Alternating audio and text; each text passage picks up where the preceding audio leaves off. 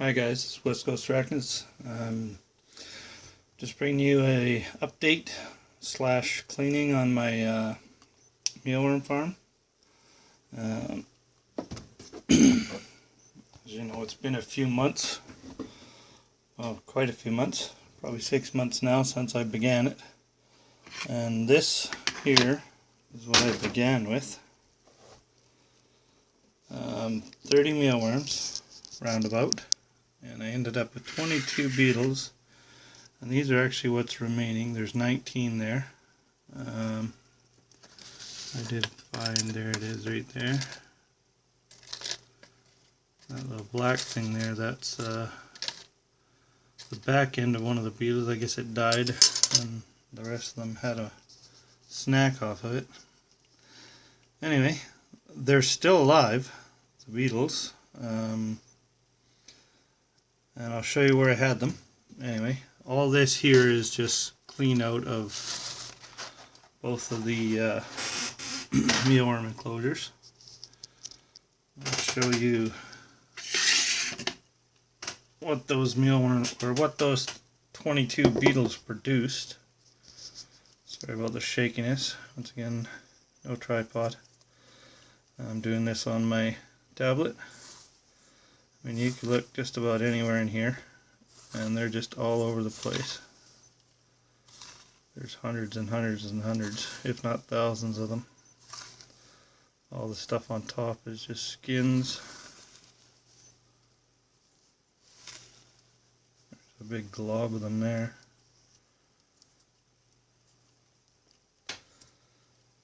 They're fair size.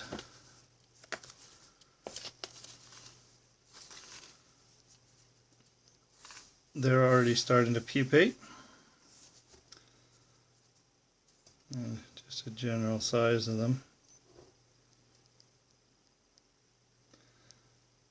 They're full grown. Any of the mealworms you get that are bigger than this, that are not superworms, they're modified with a hormone, which I won't feed to my animals.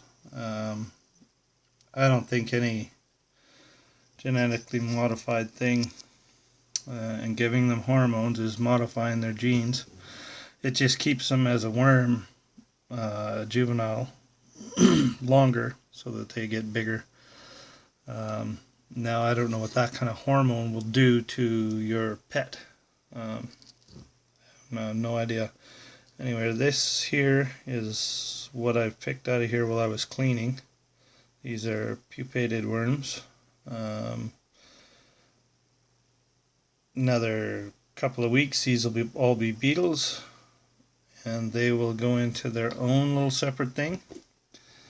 And to start with, these will all start pupating real quickly. So I'm going to have thousands of beetles, which means I'm going to start huge farms instead of small ones. This is what I'm starting them in now. This is what I began those ones in. Is this just this little container? Exact same container like I just took put all the garbage in. I'm actually gonna clean this one out and put some more bran in there and throw the beetles in. And this one here also is just packed full of worms. These are medium to small size. And they get very tiny in here, so I can feed my slings. But you can see, if I can keep this focused, it's just crawling with them. So there's quite a few in there.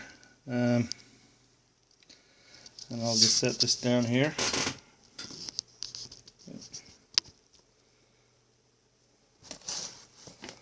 Let me get this back here for a little bit of a look.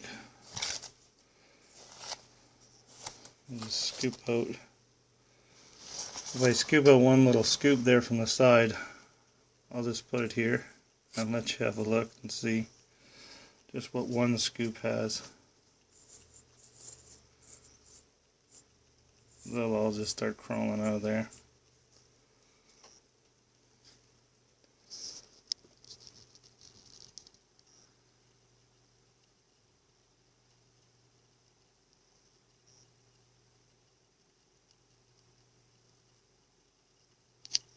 some of the ones that aren't moving, they're not really mealworms, they're just the skins. And that's something you have to worry about when you're putting in your bran meal, is to don't put it any more than an inch. They don't need a lot. I mean, you could probably get away with half an inch of this stuff. They do feed on it, but they also feed on whatever you put in there for moisture, carrots and stuff. And that's how I gut load them. I'll take a bunch and I'll put them into these little containers, and I'll just break up carrot and throw them in there with it. Absolutely no bran in there, just mealworms. And just break off a, you know, pinky nail size chunk. Well, about the size of one of these beetles. Piece of carrot, or I don't know, anything really, broccoli, whatever you want to feed them, and just put it in there with them and they'll eat it up. I try to steer away from that the gel that you can buy at the pet stores. That is actually a modified plastic. It's a copolymer, and it is you're feeding your worms basically water that's gelled up from a plastic. It just, I don't know how much. I mean, you get a tiny salt-sized piece of this plastic into a tablespoon of water, and it'll gel up that whole tablespoon from one little molecule. It's insane. But yeah, I can't imagine that's very safe. It's not safe for human consumption. It's actually, the FDA has deemed it unsuitable for human use.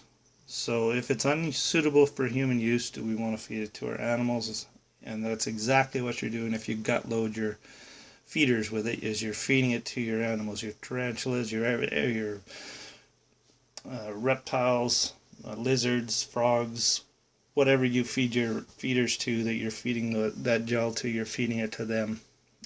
So essentially, people have problems with their tarantulas molting. They blame it on calcium. That's not the truth. Tarantulas eat calcium by the tons in the wild. Just look at flies in nutrient list. They got a huge amount of calcium in them. And the flies, you know, flies and spiders, yeah. So anyway, you get the gist of it. Anyway, I'm gonna pause you for a sec, clean this out, and I'm gonna fill it up, and we're gonna show you what I do with it. It's pretty simple. Okay, I'm back. This is all cleaned out. I ran it under hot water, cleaned it right out. See if we can get a little bit better of a view if I put it back here. Don't want to knock these over. Yeah, but what I was saying about the calcium in the tarantula molting, a lot of people have this conception that feeding too much calcium to your tarantula will give it a bad molt and it'll die, and they've blamed bad molts on calcium, too much calcium intake. I don't know where that came from. As far as I know, I've been doing this since the 80s, mid 80s. And I believe somewhere in the early 90s, this rumor started to come about the calcium. You know, too much calcium will cause your tarantula to have a bad molt and potentially kill it. So as far as I'm concerned, it's just a rumor. I've been feeding my tarantulas over the past 30 years all kinds of vertebrates, anoles, pinkies, mice, frogs, whatever it would eat. Back in the 80s, there was no information on this stuff, absolutely none. You just fed them whatever you got, and that was it. Yeah, I raised up frogs and lizards of all types, and I fed them all the same feeders, so it never once did I have a bad molt. So I don't know. I mean, when did this gel come about? Maybe this is the cause of it. Could be a new different type of food, could be pesticides in your food that you're feeding your crickets and feeding to your tarantula. It could be a number of different things, but I highly doubt it's calcium, because in the wild these tarantulas will eat anything they can catch, and that's just the fact of it. So if calcium was a problem, these things would have died out thousands of years ago, hundreds of thousands of years ago. Okay, that looks like a lot, but it's really not. That's it, maybe half an inch. And I just use just a straight wheat bran. Here, I'll put it on the table, but I'll lift you up here. This is just a straight wheat bran, Rogers wheat bran. It's got lots of good things in it: iron, fiber, fats, carbohydrates. Great stuff to fatten up your animals. But you really want to gut load them with some other type of food, probably a natural food, carrot, or I like to sometimes make a mash out of a bunch of different vegetables and just form little balls out of it and put them in there with the mealworms, and they'll eat it within 12 hours, and then I'll do my feed the next morning or the next day. But it's simple. You just put the bran flakes in. You don't even have to even it out. I mean, these things are going to do it themselves. Dump those in there, and within a few seconds they'll start burying themselves.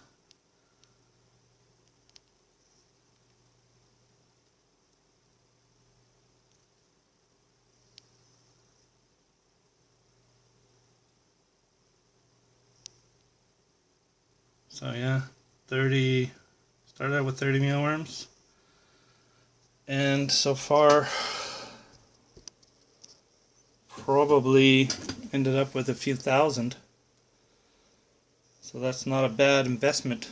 I think for the $3 whole, $3 or $4, maybe, well, probably about $5 initial cost with the mealworms and the bran. And the container was just a recycled thing that I had. These actually came bought from the superstore with sliced apples in them. So I mean, basically it's free. So yeah, very cheap, very easy, and you're in control of what you're feeding your animals. It's a great way to go. And I'll just grab something here and I'll show you what I do.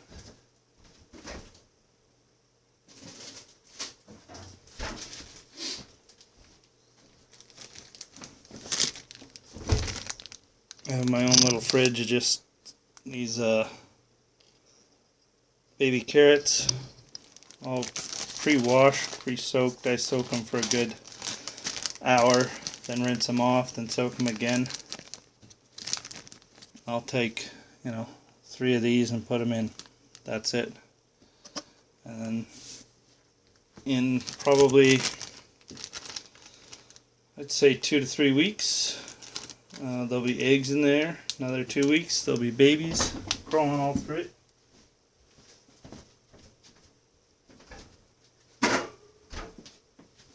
Sorry, just put the carrots away.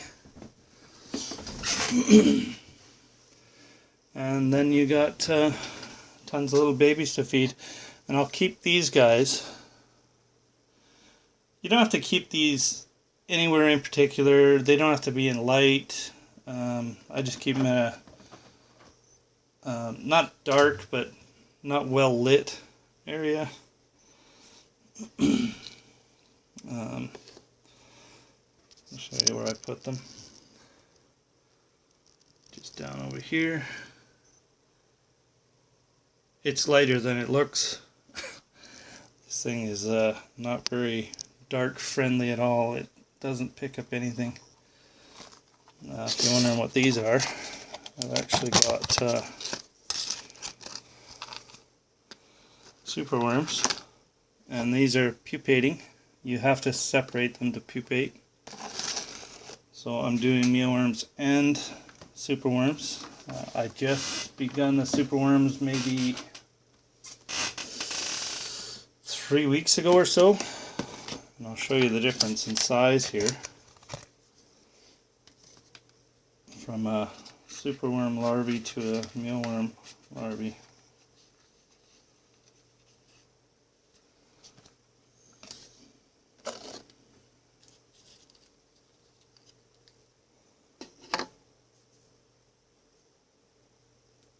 There's an actual massive difference in size. It takes some time. You have to keep them separated, and what I do with those is, you see that little piece of stuff in there, that's actually dried up carrot. Now that's just the end of one of those carrots. I just kind of cut off a piece and then just threw it in there with the superworm. Don't put any bran or oatmeal in there. The only reason I put the carrot in there is for moisture. They do need moisture, and if they don't have enough moisture, they cannot pupate. It's the same as any other animal that's going to shed their skin. They bulk up on moisture prior to that. That's why when a tarantula molts, it needs humidity and all sorts of things. You know, it needs to be well fed and have lots of fluids in its body, because it loses fluids when it molts. Same concept with superworms and mealworms, that they will die if you don't have moisture in there with them. So just throw a little piece of carrot in there. When they curl up like this, you can safely remove those pieces of carrot, what I'm going to do right now while I have it out, because these are the last two that haven't pupated. And once they've done that little curl, and they will not come out of that curl. Sorry, shaking here in my left hand. And they're in that curl for good. That means they're going to pupate. If they don't move around, if they don't get up and start crawling away when you push them like that, they're going to pupate. And this is the pupation here. One on the left is a mealworm. One on the right is obviously a superworm. That's the difference in size. So you can imagine the beetles will be a lot different as well. Once I get some beetles, I'll do another update and show you the difference there. But you can see the legs on those, on the big guy there, kind of sticking out right here. Yeah, it shows a little bit of the shadow behind it. This guy will move if bothered. They are alive. So you have to be careful with them, because if you do puncture them at all, they die. They will not survive that. So, I mean, you don't have to be too careful. You can drop them from a small height. It won't hurt them once they're hardened up. If they're really white, that means they've just pupated into the larval stage. And if they're a darker color, like these, kind of a light brown, they're hardened up. And as they mature in their larval stage, they will really darken up. And I'm going to show you here. Let me just put this down. What they look like when they're close to becoming a beetle.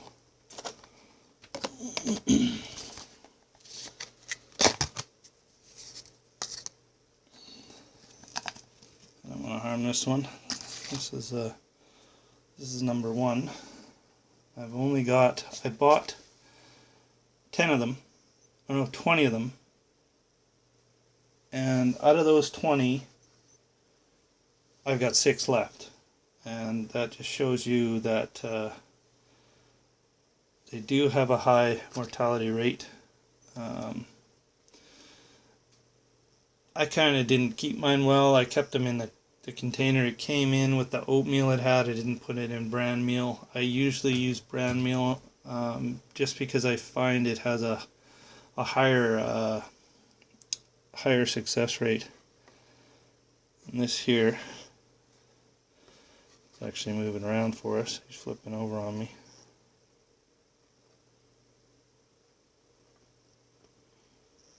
I don't know if I can do it here. I gotta get him on his back and he doesn't want to go. There we go. Put him in a spoon. You can see the legs are all black. You can see its eyes. And it'll just push itself out of that probably within the next, I'd say maybe the next week. The larval stage on a superworm is a lot longer than the larval stage on the mealworms. The mealworms, within a week, those will all be beetles. And this guy has been like this for nearly 2 weeks.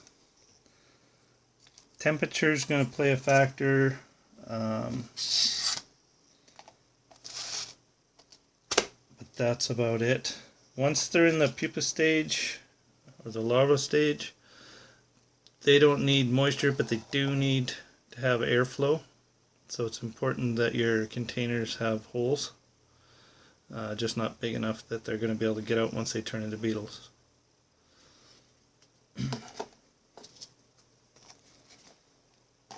And the reason I started these 6 months after I started the mealworms is I knew that I was not going to need superworms. Simply because all of my tarantulas are pretty much slings. Now, within another few months, these superworms will be all grown up, or they'll be, well, they've been transformed into beetles, and they'll lay eggs, and the eggs will all hatch and turn into the superworms, and then they'll grow, and I'm saying probably 3 months at least before I get any decent sized ones out of there. I do believe the mealworm farm, I think it's been about 5 or 6 months. It was probably October, I think, when I got there, maybe September when I started it. So it's been at least 6 months. And they're now just to the point where they're pupating and turning into beetles. So the cycle is completed within 6 months. The superworms, I'd say they're probably about the same, maybe a little bit longer because of the gestation period from the pupa stage to the beetle. I'm just going to show you here.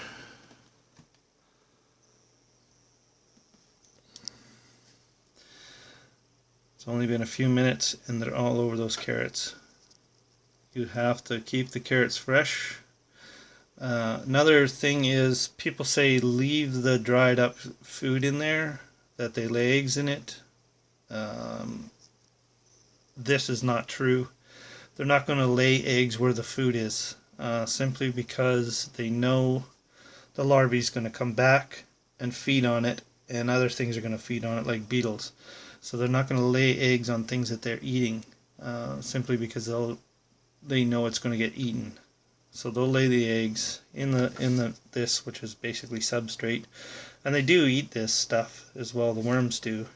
I'm not sure about the beetles. I think the beetles just chew on the carrots to get moisture and a little sustenance, but they might eat a little bit of the bran.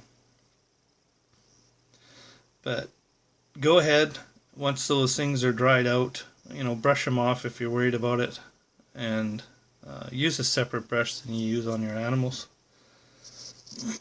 Always a safe thing. But yeah, I wouldn't worry about throwing out the dried food. I chuck it out all the time, and you can see how much I yield in mealworms, and I've used over half of them easily. Let's just dig in here. Let's get right down and dirty. See if we can find a big batch of them. There's a bunch.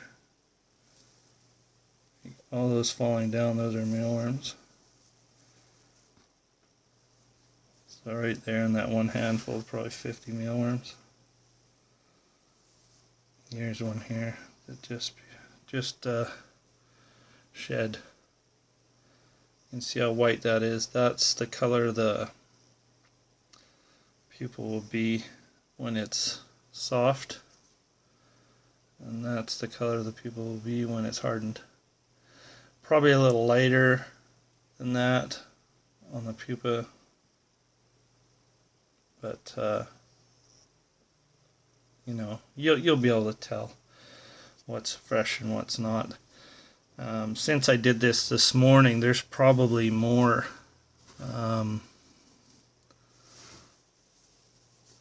pupated in here and ready to turn into beetle form.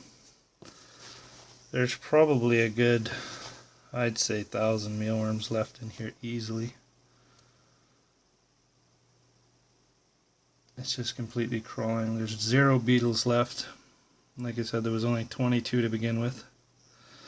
And that 22 has spawned this whole container and that other container with the medium to small.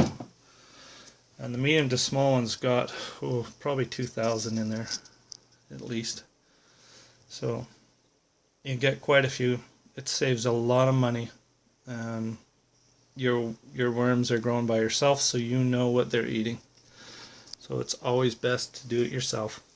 Anyway, this is West Coast Arachnids. That's a do-it-yourself, quick and easy mealworm farm, and cheap.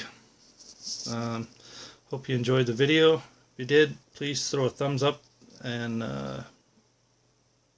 subscribe if you can, and leave my comments down below, and I will answer them. Thanks for watching. You all have a great day, and bye for now.